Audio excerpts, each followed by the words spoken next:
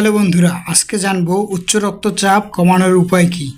আমাদের বাড়িতে কম বেশি সবারই ব্লাড প্রেশার বা হাই প্রেশারের রোগী থাকে। এই হাই প্রেশারের রোগীদের কি খেলে কখনো হাই প্রেশার হবে না এবং প্রেশার নিয়ন্ত্রণে থাকবে সে সম্পর্কে আজকে আলোচনা করব।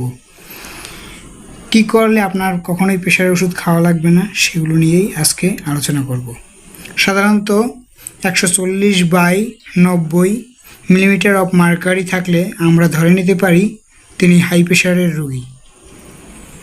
প্রেশার কমানোর জন্য প্রথমে যে কাজ করতে হবে, অতিরিক্ত চিন্তা বাদ দিতে হবে।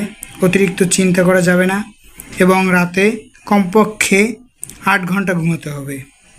অতিরিক্ত কাজ করা যাবে না, হালকা ব্যায়াম করতে হবে এবং কোলেস্টেরল জাতীয় খাবার পরিহার করতে হবে। যেসব খাবারে অতিরিক্ত চর্বি আছে সেসব খাবার এড়িয়ে চলতে হবে এবং লবণ জাতীয় খাবার খাওয়া যাবে না। তাহলে কি খেলে ব্লাড প্রেশার কখনো হবে না? প্রথমত কলা খেতে পারেন। কলা আমাদের প্রেশার নিয়ন্ত্রণে সাহায্য করে। প্রতিদিন একটা করে কলা খেতে পারেন। তবে ডায়াবেটিক্স রোগীদের জন্য কলা খাওয়া যাবে না। ডায়াবেটিক্স রোগীরা দৈনিক একটা করে শসা খেতে পারেন, টমেটো খেতে পারেন এবং প্রচুর পরিমাণে আঁশ জাতীয় খাবার খেতে পারেন। সাধারণত প্রেশার কন্ট্রোল করতে হলে আপনাকে অবশ্যই আঁশ জাতীয় খাবার বেশি করে খেতে হবে। আর সবচেয়ে কার্যকরী উপায় হলো লেবু খেতে পারেন। লেবু অথবা তেঁতুল প্রতিদিন সকাল বিকাল যদি আপনি লেবু এবং তেঁতুল খেতে পারেন, দেখবেন আপনার প্রেশারের ওষুধ খাওয়ার দরকার হবে না। সব সময় আপনার প্রেশার কন্ট্রোলে থাকবে।